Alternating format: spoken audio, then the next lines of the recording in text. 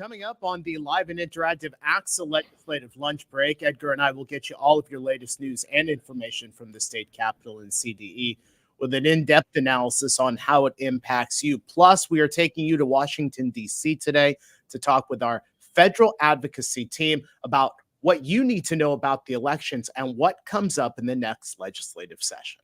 The ACSA legislative lunch break starts now.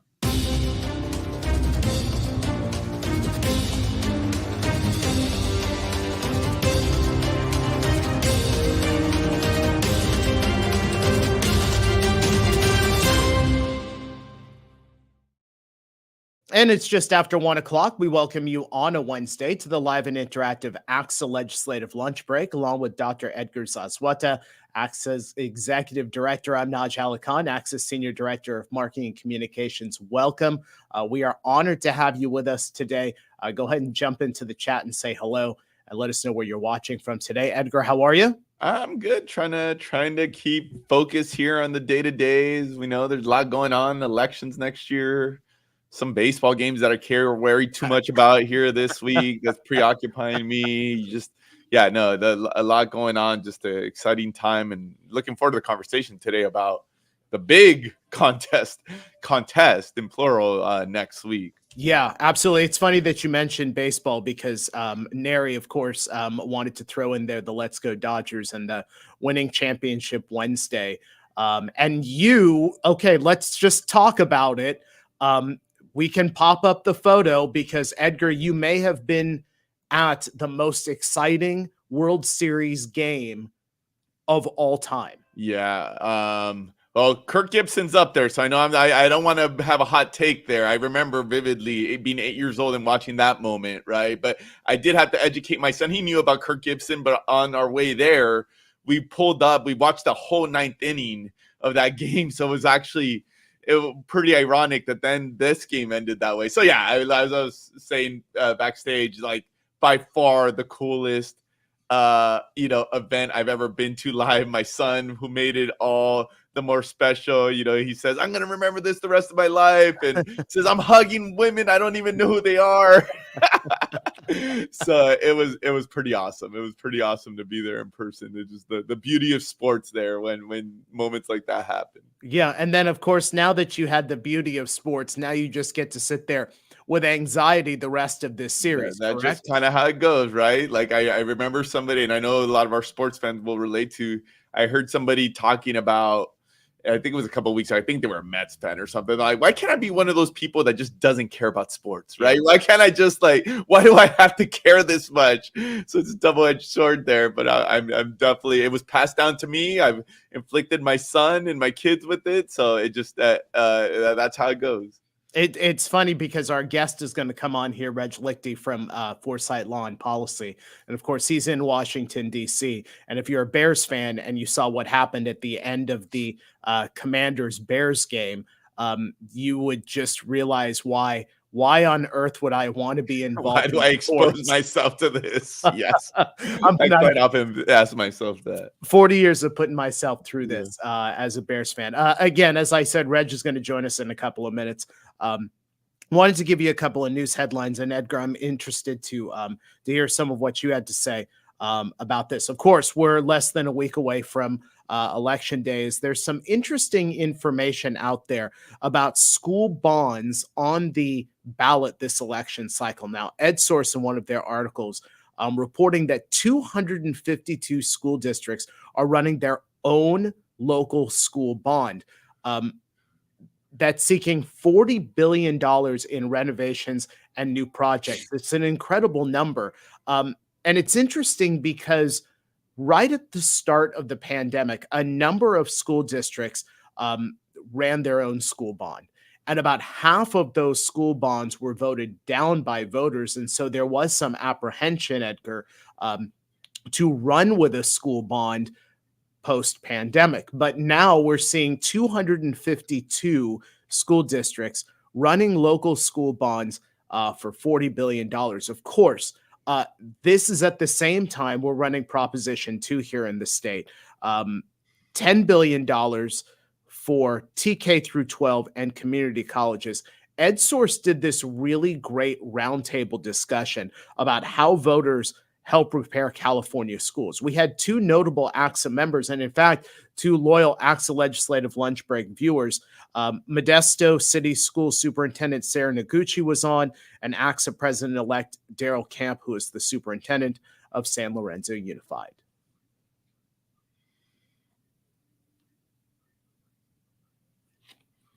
And the truth of the matter is that our California system for funding schools is inadequate.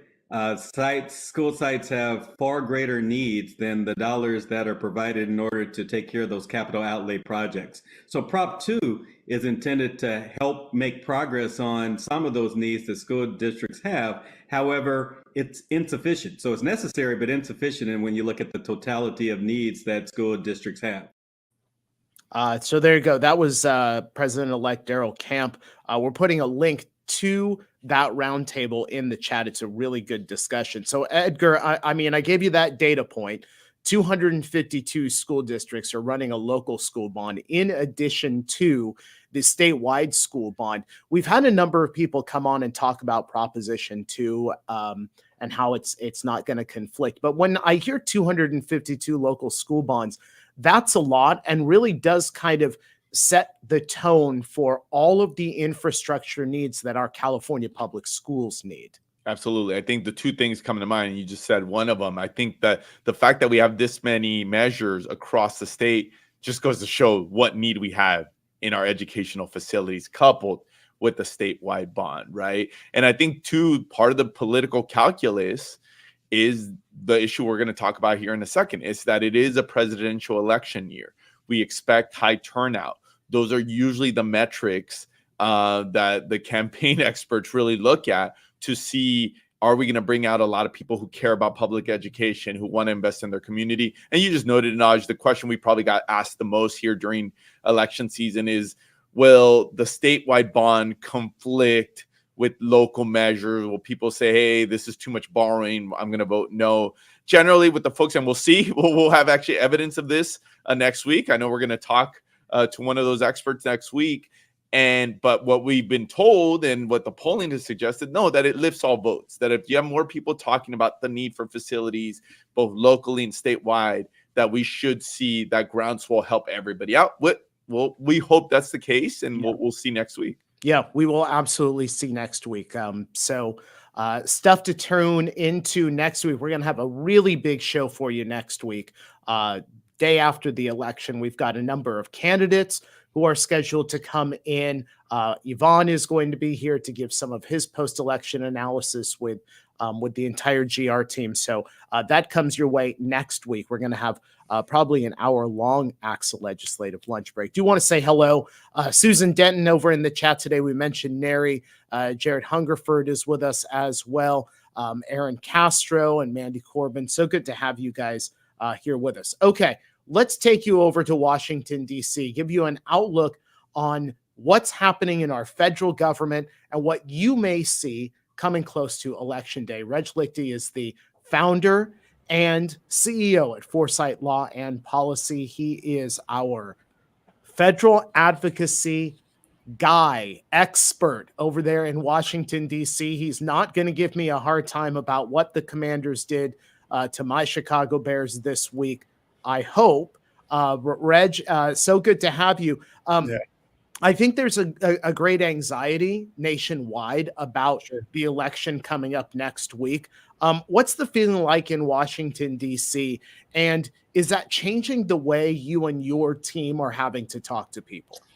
Yeah, great to be back with all of you. I think Washington feels probably a lot like the rest of the country. I think as we're talking to people around the states, we're hearing a lot of the same things we're hearing here. I think it's a mix of, as you said, anxiety and frankly, exhaustion. I've started to liken it to a very, very long car ride that could, end at the beach for ice cream or at the dentist. So, as for how we're talking about it, we're really, kind of urging our clients to stay calm. There's a lot of work to be done regardless of the outcome of these races.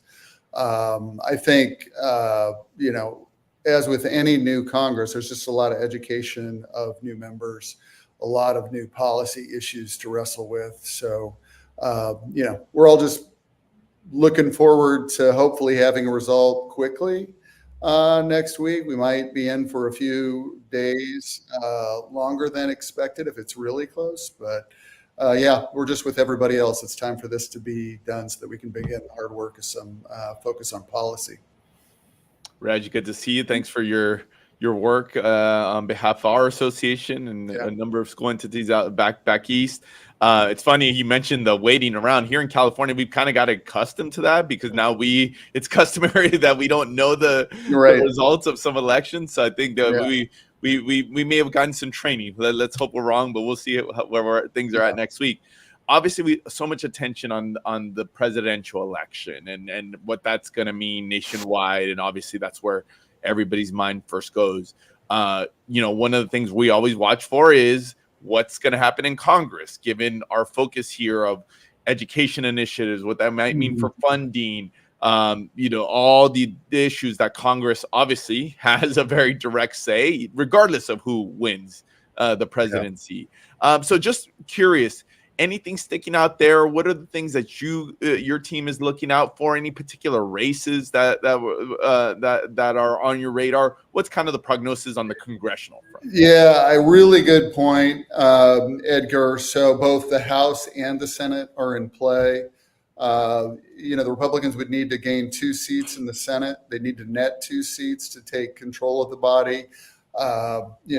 We're watching the Senate races in the upper Midwest most closely, Michigan, Wisconsin, and Ohio, but also kind of looking east to Pennsylvania as the most contested races this year. What a lot of people don't know, of the third of the Senate races, third of the senators who were in races this year, 2/3 of those are Democratic seats, many of them in very red places. But it's, for us, I think our eyes are mostly, again, on those upper Midwest states. Senator Baldwin, who's the top appropriator for the U.S. Department of Education's budget, is in a pretty tight battle in Wisconsin. Senator Casey in Pennsylvania is a member of the Health, Education, Labor, and Pensions Committee in the Senate. So that's another one we're watching closely. House side, sort of a similar story, right? But on the Democratic side, the Dems need to net 6 seats to take control of that body. For us, I think most of those hotly contested House races is no surprise to you guys in California, but also in the Northeast, some important races in New England and in New York in particular. So that's where we'll have our eyes, and I think you're absolutely right. Control of the committees on Capitol Hill is going to be a big part of our work kind of organizationally next year. And that's where we're going to be, watching every minute when we're not keeping our eye on the presidential race next week. And folks, if you have questions for Reg, go ahead and put those into the chat. We'll try and tackle some of those at the end of the show. Reg, in interviews, we've heard former President Trump talk about getting rid of the U.S. Department of Education. I have to ask you, from your experience there in D.C., is this a talking point, or is this something that can legitimately be done? Yeah, every Republican Party platform in recent memory has had that as an element. I used to work with a former lawyer from the Department of Ed who was there before it was the Department of Ed, and he helped create it. He said he has always asked, to have some statutory language out there that would actually dismantle the agency as well. I think while it is more serious this time around, we shouldn't forget that it's not an action that the next president could take unilaterally. I think it's very, very unlikely that a possible President Trump would find the votes on Capitol Hill to eliminate the agency. They'd have to have a supermajority in the Senate that is more than, at least 60, Republican votes on the Hill. But I think even if in the Senate, but even if they had that, I'm not sure they could hold the caucus together around that idea. And a good kind of confirming bit of evidence for that is the House Appropriations Committee has proposed last year and this year to really almost totally wipe out Title I. They were never able to bring that idea even to the full House because they didn't have the votes to pass it. So I think, it's a lot of rhetoric at this point. Is it impossible? No, but I think it's highly unlikely. Reg, one of the things that obviously here coming up post elections, we have this lame duck Congress. And, I know every time we get reports from you, like one could argue how much was getting done even before the election. So I guess that's one of the pieces. But, and then I'll ask you, regardless of outcomes, big picture down the line. But first, let's start with what if anything is kind of the conversation. Is right now just nothing going to happen here? Even is the lame duck Congress going to try to accomplish anything? Is it depend on who wins? What's kind of the landscape right now? Yeah, so I think that it could be a really productive lame duck Congress, depending on how the election shakes out on Tuesday. My best guess is that if we were to see something akin to kind of a status quo outcome, that is a kind of Democratic administration coming into the White House and maybe mixed control on Capitol Hill, I think that formula leads to a pretty productive lame duck. The Congress is scheduled to come back to Washington on November 12th. The current temporary funding, keeping the government's doors open, is ends on December 20th. So that November 12th to December 20th window is pretty lengthy. And they've got a long list of things to do. They'll have to deal with the budget one way or the other, either passing a massive omnibus spending bill, including the Department of Education's budget, or they're going to have to pass another temporary budget. They've got to do supplemental emergency funding to address the hurricanes in the Southeast. They haven't finished the defense bill. But interestingly, for schools, they are focused on a couple issues of note. One is a possible reauthorization of the Workforce Innovation and Opportunity Act, those workforce programs that interact with high schools' career and tech ed programs. That's been an area of bipartisan work the last year and a half, so they might get that across the finish line. And then there are a couple of children's privacy bills, including extending the age of coverage of the Children's Online Privacy Protection Act that could be in the mix. I say all of that, if there's a Trump presidency, on the horizon after the election, I think it's probably a much quieter lame duck. They deal with the budget, they deal with the supplemental spending, and then a lot of the policy gets kicked into 2025. Reg, you kind of alluded to one of the follow-ups I was going to ask, and I'm not going to ask you for predictions on who wins or whatnot, like that. No good could come from that.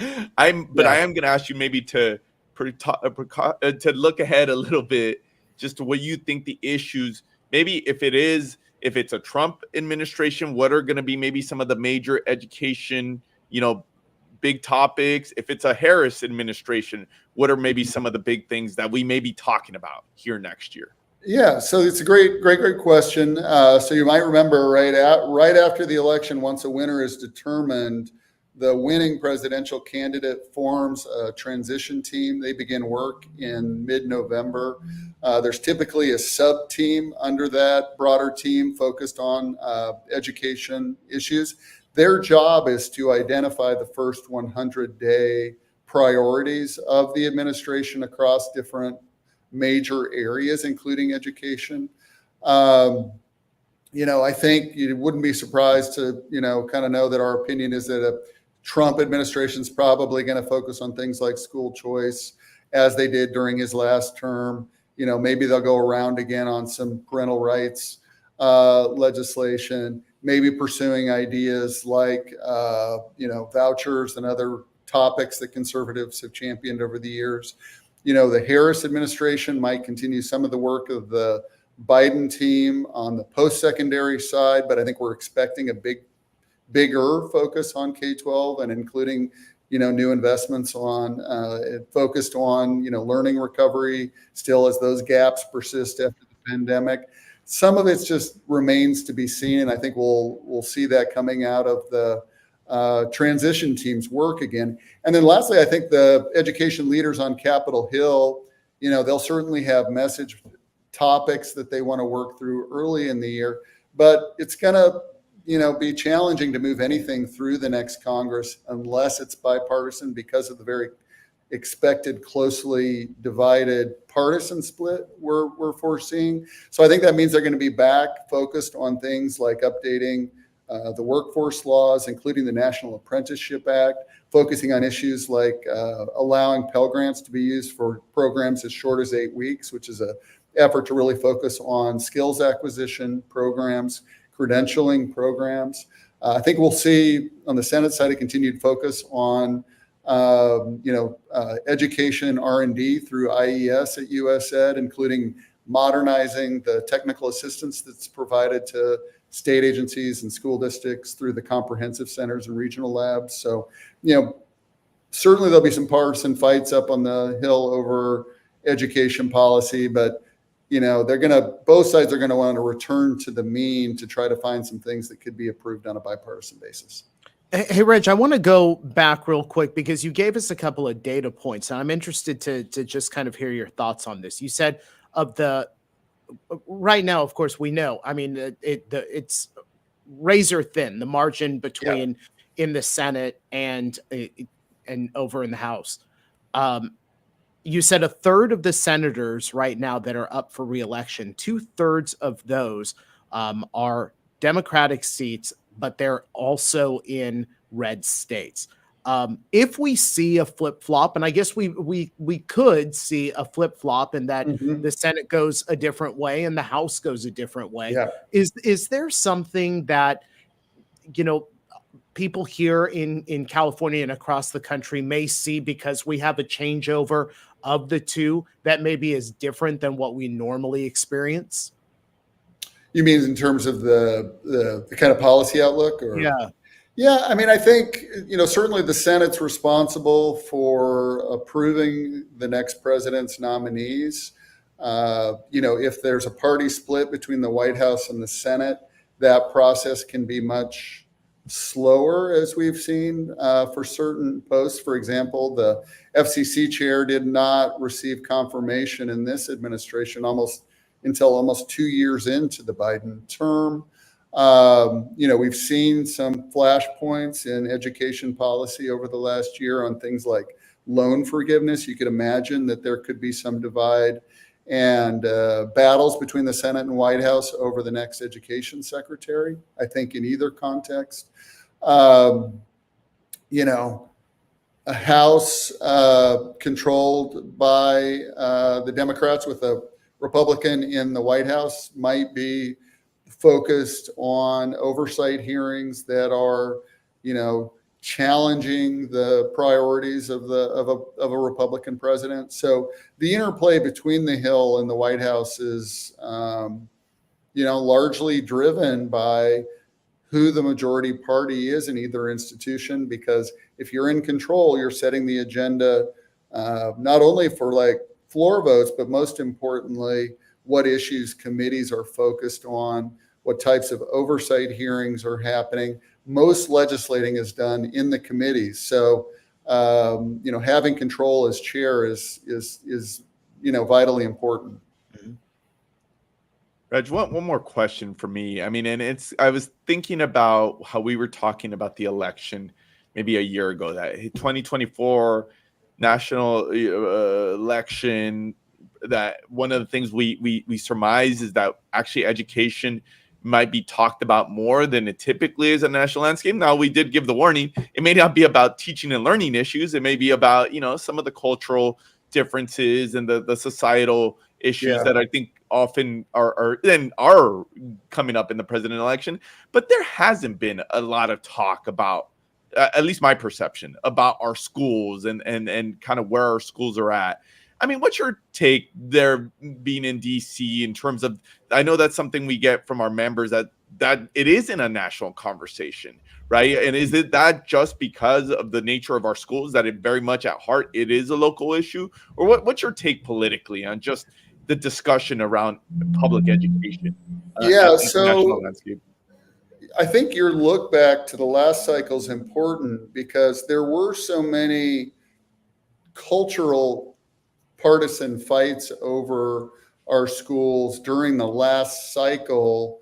Some of those have lost their luster. I think the shelf life of some of these conversations for I call it the dark side of Washington, the political side of Washington, their attention span on this stuff's pretty short. And I think you're right. I think we've seen a much lower number of education issues kind of popping up in this cycle, including on the Democratic side, where we often see that as a front and center issue on the kind of more positive side for Democratic candidates. Not to say it's not showing up in some down ballot races. I think that's all good news, right? I think it's hard to do the substantive hard work we need to do in policy when we're fighting these cultural battles in the media and in campaign ads. I would say it's worth keeping a watch on some of the state ballot initiatives that are out there across the country. I in particular have my eye on a ballot initiative in Nebraska that is seeking to overturn that state's tax credit for private school attendance. It's a choice mechanism that we're seeing in a lot of different states. There's been a lot of back and forth in the state between the champions of that referendum and the unicameral, kind of trying to outfox each other, but it did end up on the ballot this fall, and there seem to be indications that in that very red state that issue could be overturned, that work of the legislature there could be overturned. I think that kind of action in a very red state has repercussions across the United States for an important education policy issue like this kind of voucher conversation that pops up from time to time. So watch the down ballot races, watch the Harris-Trump race, and then take a look at these state referendum topics in our space as well. All right, so you got to give us some insight as we close here. Where are you on election night? What is happening in the Leichty house? Give us a little bit of what's going on in your world on election night. Yeah, I will almost undoubtedly be isolated at home on the couch with my wife. Hopefully it will involve some good food and a bottle of wine. We will probably not be able to resist a lot of texting with friends who are doing the same thing, watching, but it's like it's going back to Edgar's point about sports. Sometimes the big game, you want to watch it alone so that you can stay focused. I think it's going to be the same thing on Tuesday. Yeah, makes sense. Reg Leichty is the founding partner of Foresight Law and Policy, our federal advocacy arm in Washington, D.C. Reg, great having you back here on the ACSA Legislative Lunch Break. We look forward to seeing you next time. Great to be here. Thanks, Naj. Thanks, Edgar. Take care. Folks, we've got ACSA Leadership Summit coming your way November 14th through 16th in San Diego. This is one of our biggest conferences of the year, professional development across the spectrum of education leaders across the state. We want to give you a preview of what you can expect at this year's summit.